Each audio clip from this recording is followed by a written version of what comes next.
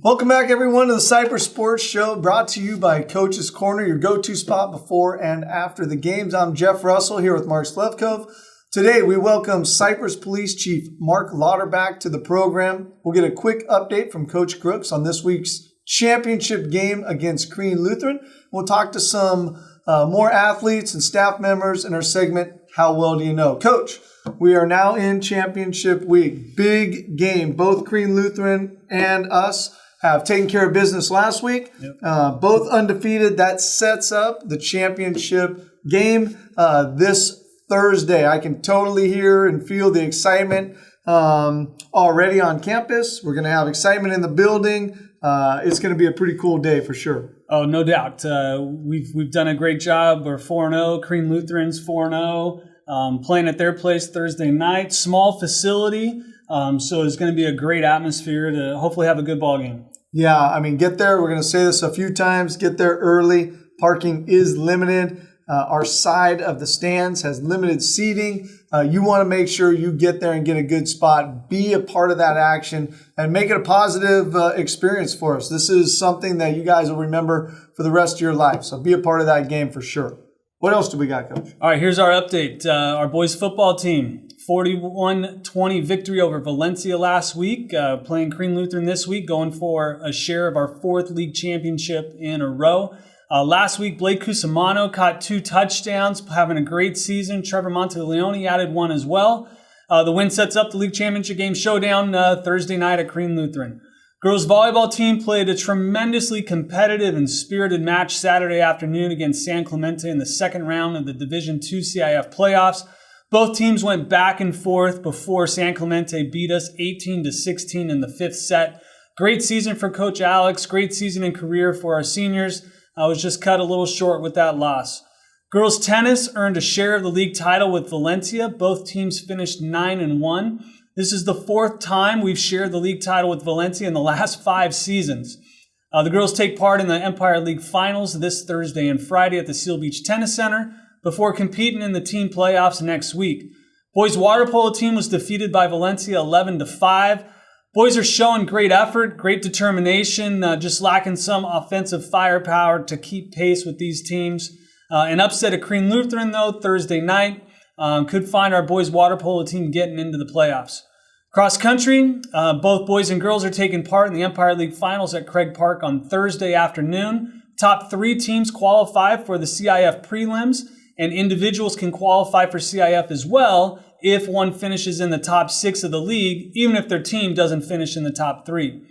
And then girls golf. We have an exciting day going on today as we record this Tuesday afternoon. We got 3 girls playing in the CIF individual regionals. Catherine Gerbing, Kristen Legaspi, and Tanya Maheshwari competing out at Los Serranos. As we sit right now, phone just updated. Catherine Gerbing is tied at 6 under with one other girl from Santa Margarita through 16 holes. So we can see if she finishes this off and can bring home the CIF championship. So good luck to those girls and to Catherine as she finishes up today.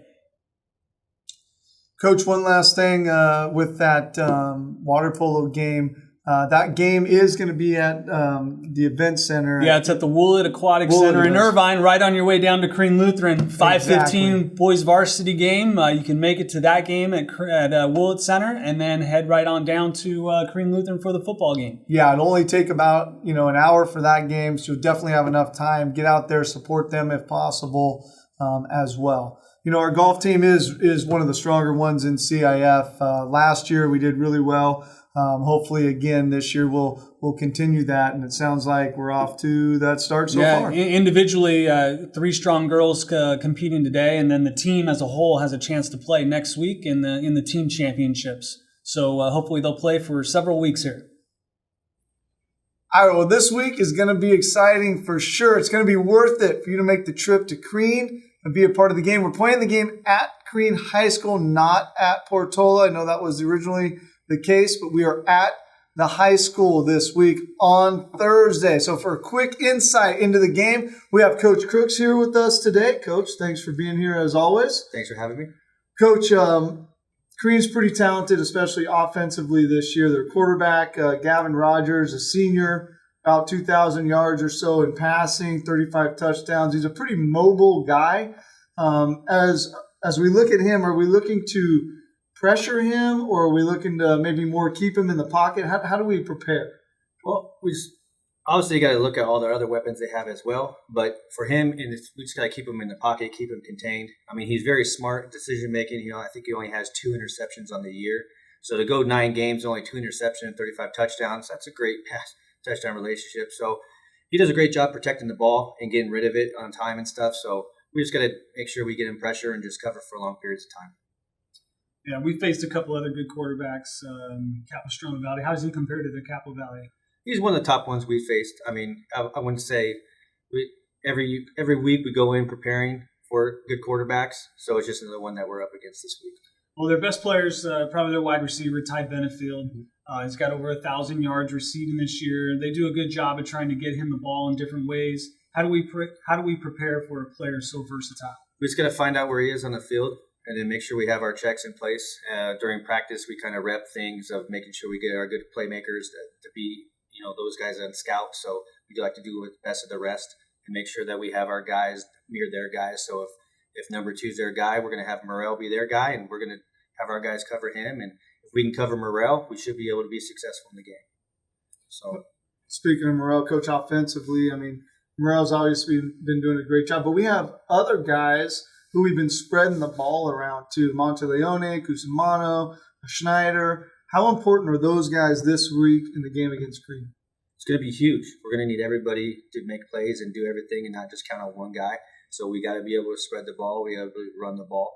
And we got to win the game in the trenches. So it's a big challenge to our offensive line this year or this week. And then also our defensive line too as well in the trenches to win that line of scrimmage.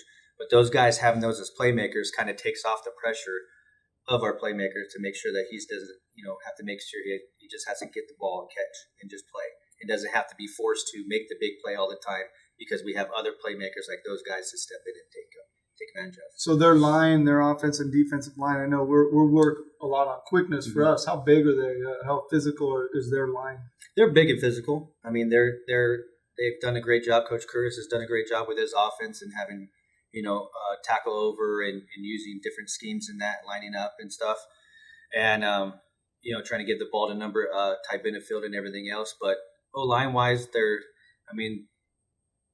same guys. They're 16, 17, 18 years old. I mean, they put one pant leg on at a time, just like we do. So we're ready to play whoever we need to play and balance and go for it. So we're excited. Crooksy, we've done a nice job spreading the ball around. Cusimano getting touchdowns, Monteleone a touchdown last week. But Morrell is still Morrell, and he's still putting up numbers. He's our all-time leading receiver now, I think, for receptions and yards, and receiving touchdowns. How do we keep being so creative, getting him the ball when obviously teams are focusing on him? Well, Coach Feldman and his offensive staff do a great job on the weekends, coming in, game planning, and trying to disperse the ball around and give it to the playmakers and make sure that look at their tendencies that they're doing and then going off of that, saying, okay, we did this play this week, let's try to do it out of this set this week or something like that. They're all creative over there, and I trust that they're doing a great job, obviously over there, and the numbers that we're having and the success we're having this year.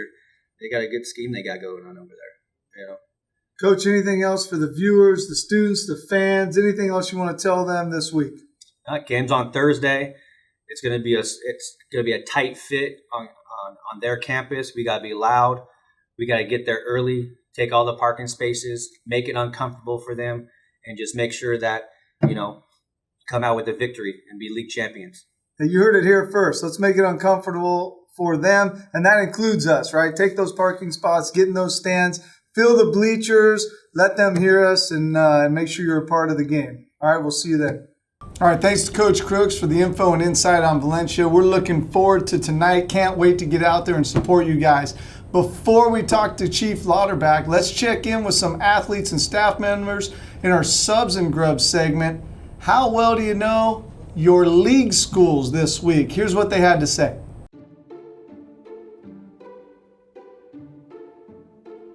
We're here with Principal Brown, math teacher and assistant football and track coach Dan Fault, special ed teacher, former baseball coach Dave Lewis, senior football player Blake Cusimano, senior football player Trevor Monteleone, senior Spirit Squad leader Evelyn Razar, senior volleyball player Tabitha Ojeda. We have 7 questions for you on how well you know the Empire League.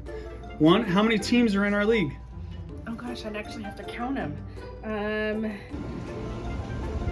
5. So S, Kennedy, Pacifica, Korean, Tustin. What is it? 7? 8. There are 5. 6, 7? I don't know. It's like a touchdown. 7. Okay. Or 6, sorry. There you 6, go. sorry. That's 7 it. is That's the it. extra point, sorry. What is the only private school? Korean, Lutheran.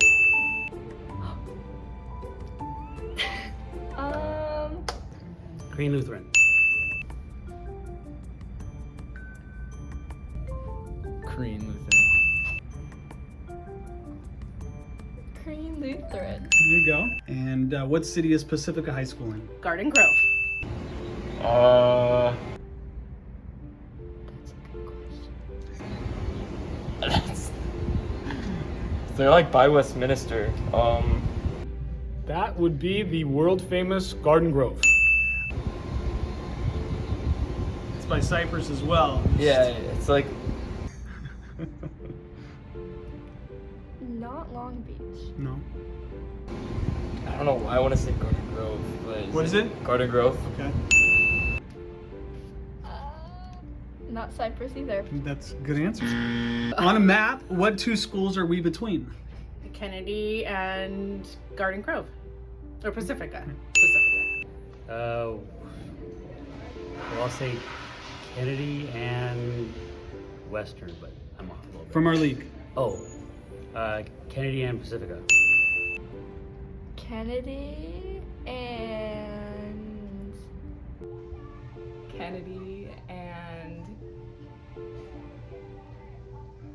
Pacifica. Is Pacifica too far? Pacifica!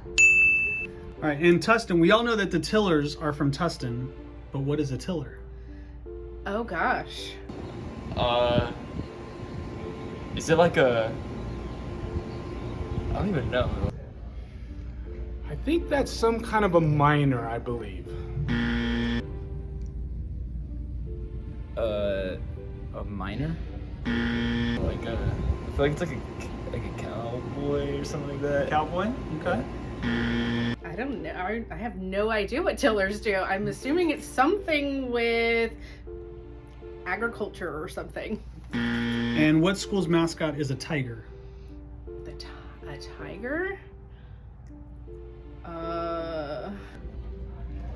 You know, you have to travel a little bit to get there. But I believe that's in the beautiful area of Placentia, Valencia High School. Oh, Valencia then. There we go. Valencia. Valencia. And bonus question, what school in our league did actor John Stamos attend? Oh, that's a good one. That would be Cypress High School. Not sure. I'll go with Cypress.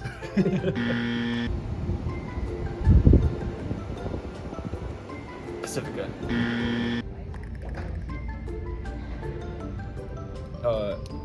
Kennedy.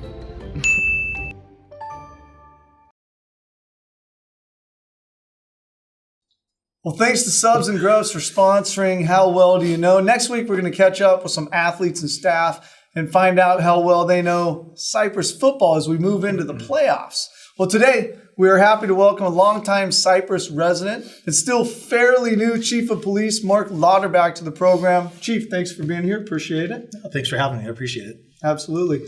So, you opened up your career 1994, Westminster police officer.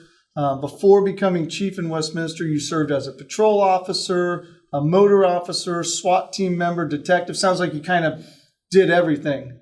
Was there a favorite position that you held during that time? You know what? They were all great positions, but I would have to say the one that's most memorable is my time as a motor officer. That was pretty much the best time of my life, best part of my career so far. Getting paid to ride a motorcycle every day, out in the sun, having a good time. And I know motor officers are kind of the ticket riders of the profession, but yeah, it was a great time. Yeah, Great time. and is anyone ever able to get out of a ticket from a motor officer? I always hear, if you get a ticket from a motor officer, forget it, don't fight it. Maybe in a regular car, you might got a chance. And I would say there's probably some truth to that. There was Officer Wong in Cypress for years and years and years, wanted to write a ticket for every resident in the city. And he succeeded. I think Jeff did. He did an awesome job. Back in the day. All right, well, you've graduated college, a BS degree in police management, as well as criminal justice. Did you always want to be a police officer, or did something lead you to this job? No, actually being a police officer really never even entered my mind. I had different career paths. I knew that I wanted to do something outside, something that had some structure to it, something that wasn't the same thing every single day. And I was fortunate enough that my roommate at the time was a police officer in Cypress, and I was working for the Park Tree Landscape Department in Huntington Beach. And he said, you know what, I think you'd be good at this. Why don't you come on a ride along and see what it's all about? So I went on a ride along and fell in love with it.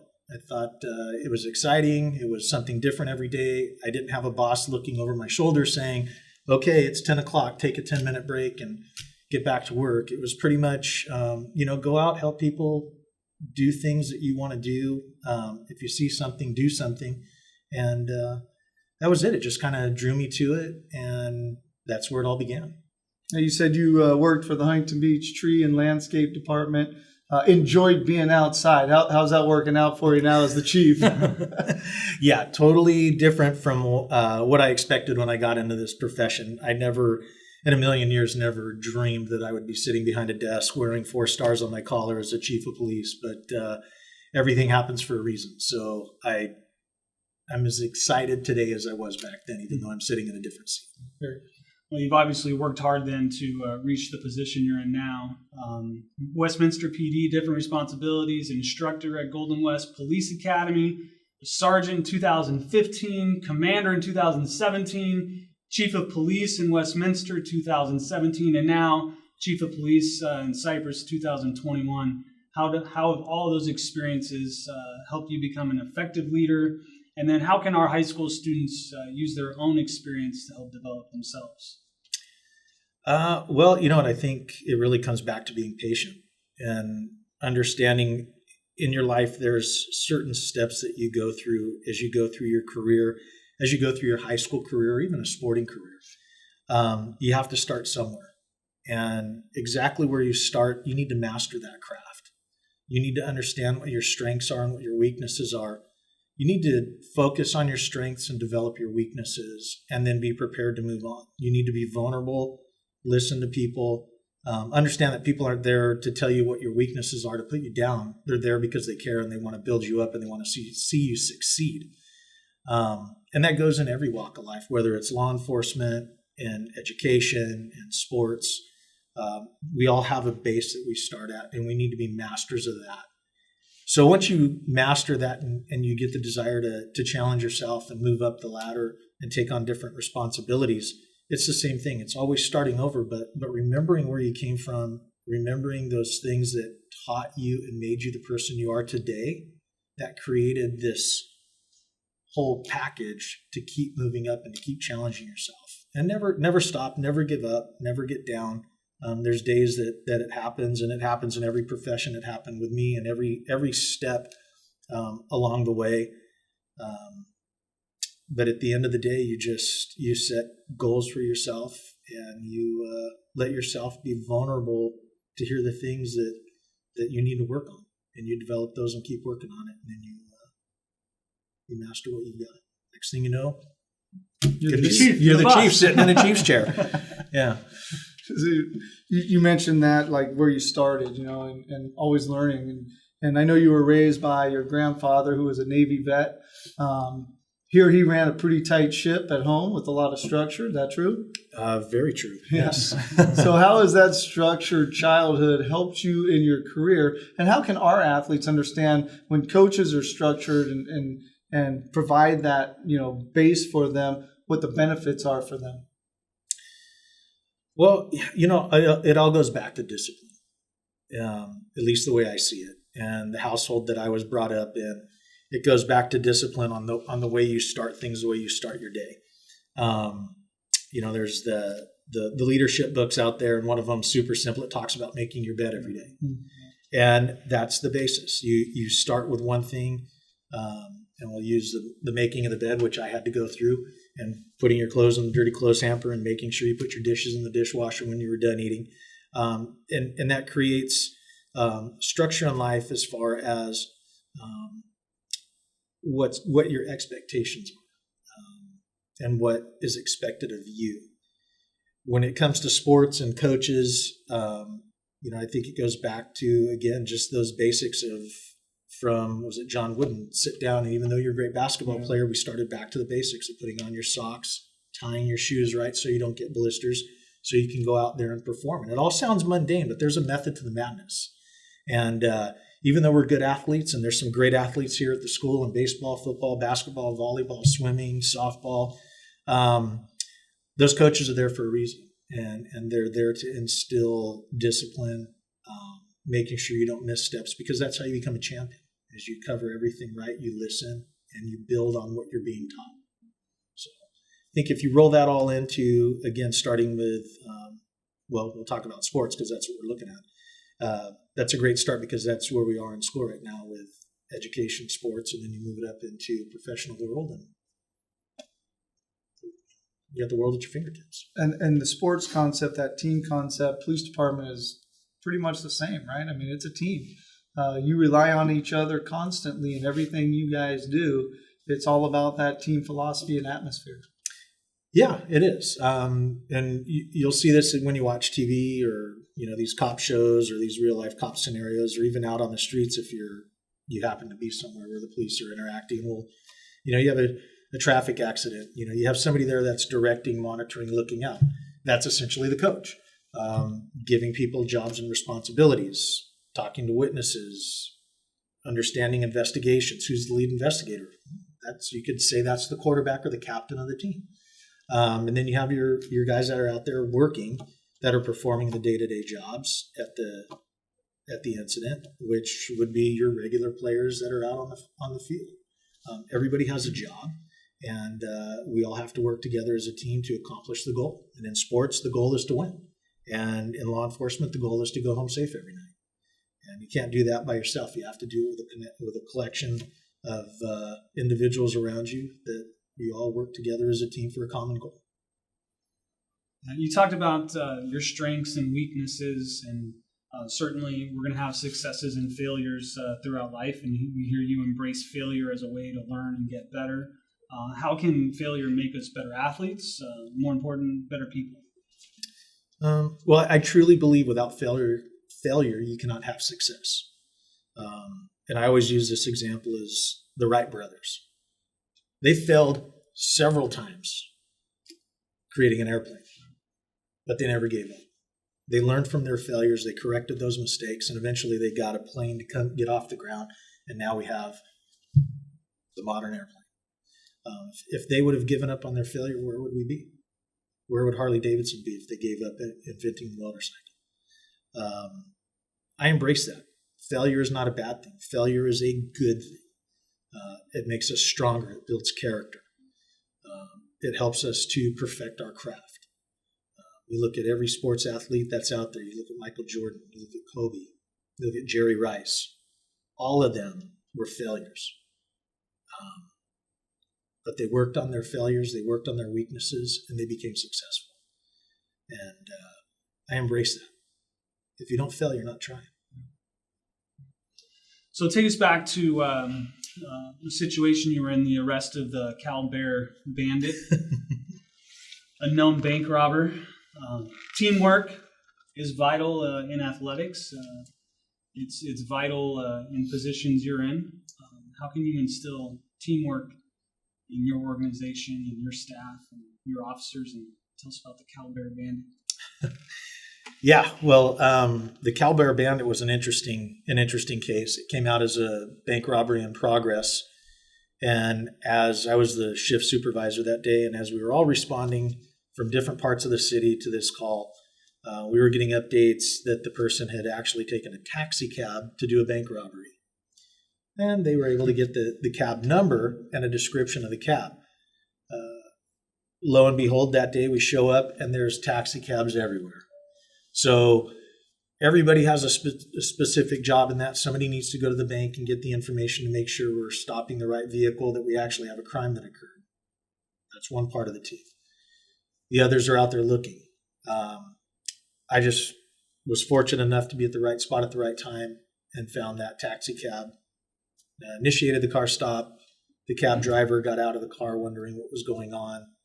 The bank robber jumped into the driver's seat, initiated the pursuit. He took off about 90 miles an hour into the city of Santa Ana and hit a car with a family in it head on.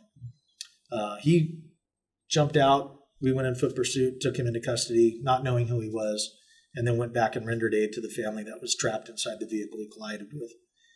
After that was all said and done, come to find out he was the Cal Bear Bandit, wanted by the FBI for a series of 10-plus bank robberies in Southern California, lower portion of LA County and the upper portion of San Diego County.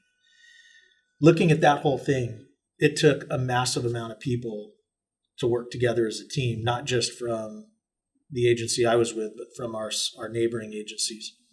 Everybody had a specific job to do, whether it was investigation of the bank robbery, investigation of the car accident, doing traffic control, doing crowd control, working with the FBI and our neighboring partners. It wasn't just a one-man show. We had to rely on each other, even though we don't know who each other really, who we are, because we don't work with them, they're our neighbors. But we all understood everybody had a job to do, and we filled in and did that job. And again, that couldn't have been a success if it wasn't for teamwork and it wasn't for everybody pitching in and going back to that basics of what they learned, and building a foundation where they were able to go, okay, well, I know what to do here because I've worked this area and I'm going to do it. We had some people that didn't know what to do, but we took them under our wing. We said, okay, this is how we got to go through this. These are the mistakes that you're making right now, but let's fix them and move on. And that's how we became better at what we're doing, is working together and identifying those weaknesses, developing them, and focusing on our strengths. And that was an award-winning job for you, Medal of Merit, 2015. Yeah, it was. That was one of those things that I didn't set out to win that award. It was truly an honor to be nominated for it, and it was an honor to receive it as well. But yeah, it's something that came with the job. So now in 2011, you on the SWAT team, you also received an award during that time when you saved the life of somebody. You revived them at some point in time. And that was obviously a pretty good moment for you as well. Looking to those things as you move into different areas, right? Kids have different coaches, not always happy with the way things are. And when you take over an organization like a police department in Westminster, Cypress, you're not always going to have happy employees, just like we don't always have happy athletes and coaches. You once said when people are happy at work, they'll be good employees. So how do you change a culture on a team or an organization to get people happy on your side so that they're all working and focused on that one goal? That's a great question. I think for me coming in, working at an agency at Westminster that had some internal struggle, and then coming over here to Cypress that was going through some changes as well. I think it really comes back to the culture and you as a leader having the ability to sit back and learn. I don't have all the answers, and I do not pretend to know the answers. You look and you listen. You don't be afraid to ask for help, ask questions, talk, figure it out, listen to people. People want to be heard.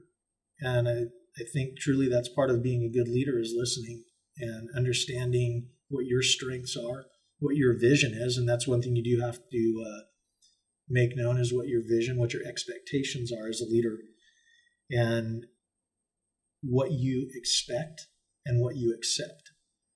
That goes right back down to the discipline side of it. That goes back down to learning your craft and understanding it. And it's a challenge because when you take on that role of a team captain or a chief of police or even a coach, you are automatically given this title of leader that you might be mentally prepared for inside, but are you physically prepared to do the job? And what I mean by that is hearing that you're not doing a good job, or hearing that there is a problem when you think there are no problems, and be willing to accept the criticism, understand it, and be humble enough to want to change yourself, as well as changing the organization, or not even so much changing the organization, but making it better and bringing in your ideas and listening to the people. Because realistically, at the end of the day, we're all here. We're all trying to accomplish the same goal. We all want to get through the day. We all want to have a good time. We want to have fun. We don't want to work for that boss that's always over your shoulder, micromanaging you, telling you you're doing everything wrong. We all know what we're doing. Let's just work on it if we need to. Put some trust in the people. Right? Exactly. Well, Chief, we're at the point of the show. We're going to do some rapid fire questions. These are fun. Don't think too much on these things. Just whatever comes to your mind. Are you ready? Yeah, sure. All right. I hear you got candy on your desk. Favorite candy we would find sitting on your desk? Sugar babies. Sugar babies. I like it. I like Underrated. It. Yeah, underrated. Or hot tamales. Yeah. That's a close second. That's a go-to. Yeah. We know you like golf also. Do you lay up or you go for it on the par fives and two? What are you doing? Oh, I'm laying up. Laying up? Laying up, yeah. You don't seem like a layup kind of guy. As long as I'm on in regulation, I'm good. All right. Are we going to grow a beard for No Shave November? If I could grow a beard, I would grow a beard. Can the fellas grow a beard at the department? And well, I would say and the ladies, but probably just the fellas. That's open for discussion. Okay. Proper color of a police car. Black and white. Is it true That was easy. There's no debate. Is it true you turned down Chino Police Department because they had white cars? 100%. Yeah. Yes. Had to go to the black and white right away. Was that something at Westminster too, where you switched it back to black and white or something when you got that job? Oh yeah, that was Westminster had all black cars, and I always told myself, if I was chief for a day, or if I ever become chief, that is the first thing I'm doing. And I think that was the first thing in my first week. I said black and white. Nice. Police always know the best lunch spots. What's the go-to for you in Cypress? Oh, now we're gonna have to give a shout out to somebody. You have to. I'm gonna have to go with CJ's Deli. CJ's, all right. I like CJ's Deli right there on Ball and Walker. Yeah, I just wish they were open on the weekends and dinner time. All right. Favorite sport when you were in high school? Ooh, I'd say surfing. Okay. What about now? I hear pickleball's in your pickleball and golf. Okay. Getting old. Yeah. Well, the pickleball, you still got to move around a little bit. Yeah, but you pay the price the next day. I have to ask this of every police officer. You got to know this is coming. What's the best donut shop? Anywhere. Best donut shop. Anywhere. All right. So I would have to say, it's in Huntington Beach, off a beach. It's Beach and Slater. Beach and Slater. It's not Voodoo. It's not Voodoo. It's I know the one. I can't think of it either. It's right there. Somebody hit me up the other day about it and said Krispy Kremes. Oh yeah, Krispy Kremes is good. But I mean, who doesn't like a good donut? Right. I mean, come on. Yeah. We're gonna get the you donuttery. The donuttery. That's a great one. That's Beach and Slater. That is Beach and Slater. Yeah. I'm glad you remembered it. Well, thanks to Chief Lauderback for being with us today. Make sure you get out to the football game tonight. Get there early, as we said before, because parking at the school is very limited. There is an auxiliary parking lot. If you don't get there early enough, that parking lot is off of Portola. Get over to Subs and Grubs for lunch. CJ's Deli also, according to the chief. Make sure you check that one out. Subs and Grubs for lunch. Over to Coach's Corner before and after the game to celebrate with the team. Thanks again for everybody for watching. Thanks to Chief for being here. We'll see you next week.